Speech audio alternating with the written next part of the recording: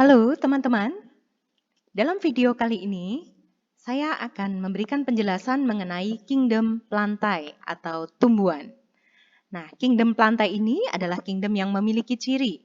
Di antaranya adalah eukariotik, yang artinya memiliki membran inti sel.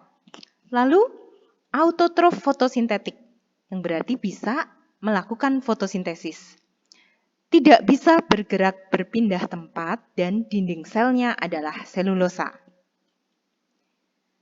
Nah, klasifikasi dalam kingdom plantae ini terdiri atas 3 divisi, yaitu divisi lumut, bryophyta, divisi paku-pakuan atau pteridophyta, dan divisi spermatophyta atau tumbuhan berbiji.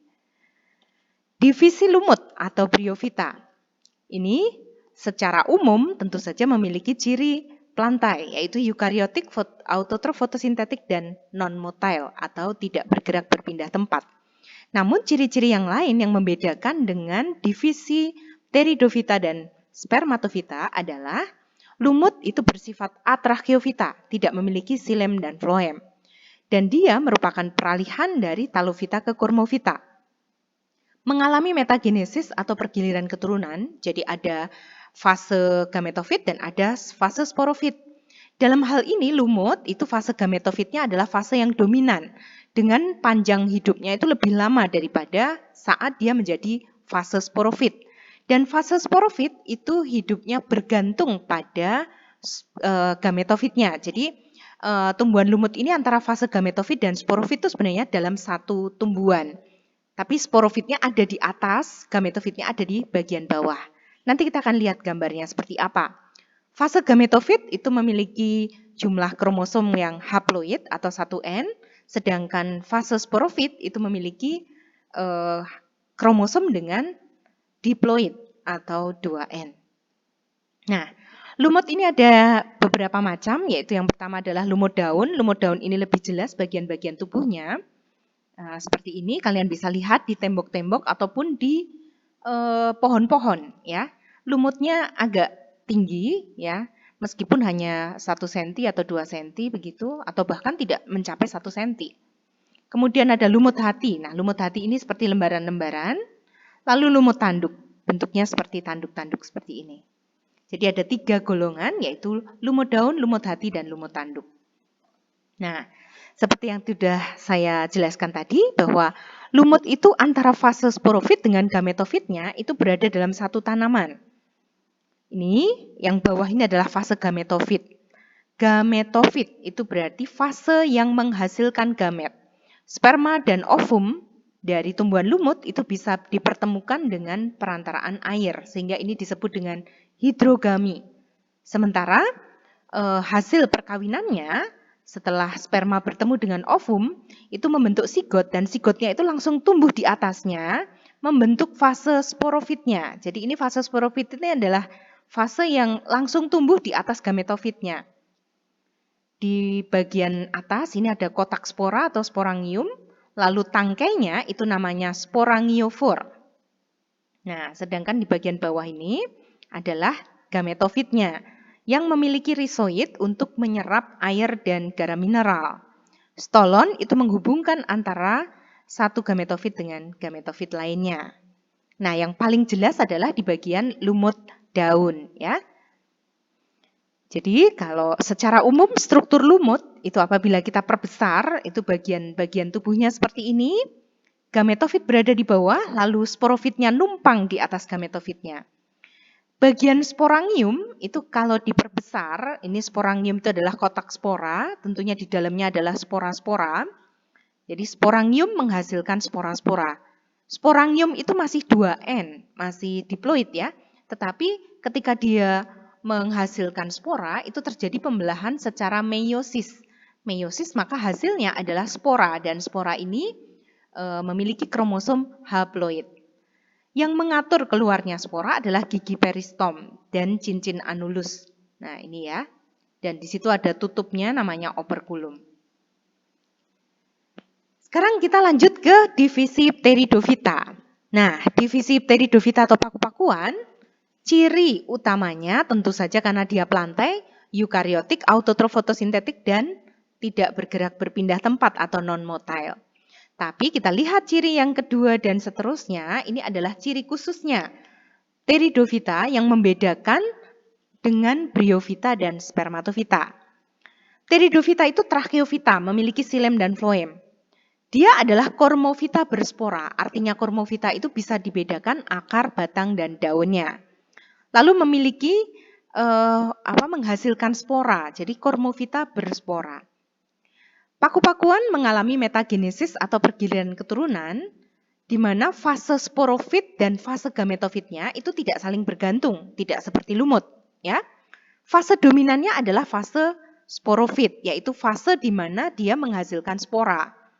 Dan fase dominan ini adalah ketika kita melihat tanaman-tanaman paku-pakuan, itu adalah fase sporofit. Nah, pada saat dia menjadi fase sporofit, dia akan menghasilkan spora. Dan spora ini jika tumbuh di tempat yang lembab, ya, dia akan tumbuh menjadi gametofit, yaitu protalus atau protalium. Jadi diingat kembali ya, fase sporofit adalah ketika dia menjadi tumbuhan paku-pakuan, itu bersifat diploid. Dia memiliki sporangium pada saat menjadi tumbuhan paku-pakuan ya, di daun-daunnya itu ada sporangiumnya atau di batangnya. Lalu dari sporangium itu dihasilkanlah spora-spora yang haploid 1N.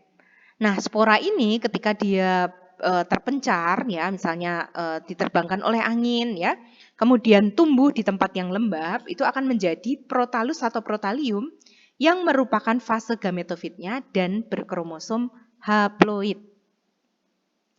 Nih, tumbuhan seperti ini ya, teman-teman saya rasa sudah tidak asing ya melihat gambar-gambar ini ya. Paku tanduk rusa, ini bentuknya seperti tanduk rusa, ini adalah paku-pakuan. Lalu paku sarang burung. Kemudian ada paku cakarayam. Paku cakarayam ini bisa dipakai untuk obat luka baru. Suplir, ini biasa untuk tanaman hias ya. Ini di pinggir-pinggir daunnya ini ada bagian yang menghitam. Ini isinya adalah sporangium. Kemudian paku kelabang. Nah, paku kelabang ini juga di bawah daunnya itu ada titik-titik hitam yang merupakan sporangium yang menghasilkan spora. Lalu semanggi. Semanggi ini adalah tanaman paku-pakuan yang bisa dimasak untuk sayuran ya. Ini banyak di sawah-sawah. Salah satu ciri dari tumbuhan paku-pakuan juga itu di bagian daun mudanya. Jadi bentuk daun mudanya itu sangat unik, seperti belalai gajah menggulung ya. Nah, ini Marsilea crenata atau semanggi adalah bahan untuk sayuran. Lalu Selaginella itu obat luka ya, tadi sudah saya jelaskan. Ada juga yang bentuknya itu berada di perairan. Ini kayambang atau kayu apu. Ini biasa dijumpai di danau-danau ya, dan sekarang ini di tukang-tukang taman juga banyak dijual untuk dijadikan hiasan. Lalu ada Asolapinata. Asolapinata ini adalah paku-pakuan yang kecil sekali ya. Ini dibandingkan dengan jari saja ukurannya seperti ini ya, hanya sekitar 1 cm, 2 cm. Tapi Asolapinata ini dia bersimbiosis dengan Anabaena asolae yang merupakan ganggang biru yang mampu mengikat nitrogen bebas dari udara. Sehingga sangat baik untuk dijadikan pupuk ini ya. Jadi Asolapinata ini berpotensi menjadi pupuk yang sangat baik ya untuk tanaman. Kemudian ada paku-pakuan yang dipakai untuk membuat sayur ya. Ini ada sayur pakis, ini biasa dimasak dalam masakan Padang misalnya, itu ada sayur pakis ya. Ini dari paku-pakuan. Yang diambil adalah daun mudanya yang masih menggulung ini ya.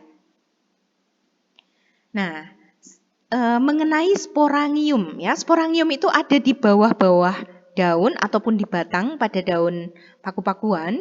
Ini kalau diperbesar seperti ini. Ketika daun itu kita iris secara melintang ya, ini bagian atas daunnya, lalu di bawah daunnya itu ada kumpulan sporangium namanya sporangia. Ditutup dengan pelindung yang namanya indusium. Nah, jadi kalau ini tumbuhan Dicksonia, itu salah satu tanaman paku-pakuan, memiliki sporangium ada di bagian bawah daunnya. Perhatikan perbandingan antara lumut dan paku-pakuan, ya. Lumut, kejelasan bagian tubuhnya. Dia tidak memiliki akar batang daun yang sejati, jadi masih peralihan antara talofita ke kurmovita. Tapi paku-pakuan itu sudah merupakan kurmovita yang sejati. Pembuluh angkutnya, keberadaan xilem dan floem, lumut tidak punya. Paku-pakuan sudah punya, ya, tracheofita. Metagenesis pada lumut, fase gametofit lebih dominan. Pada paku-pakuan, fase sporofit lebih dominan. Kemudian untuk fase sporofitnya, pada lumut itu yang berperan sebagai fase sporofit adalah sporogoniumnya. Sedangkan sporofit pada tumbuhan paku-pakuan adalah tumbuhan paku-pakuan itu sendiri. Fase gametofit pada tumbuhan lumut adalah ketika dia menjadi tumbuhan lumut. Sementara pada paku-pakuan, fase gametofitnya adalah ketika dia menjadi protalus atau protalium. Nah, diingat kembali antara fase sporofit dengan gametofit, kalau pada lumut, fase sporofitnya itu menumpang di gametofitnya.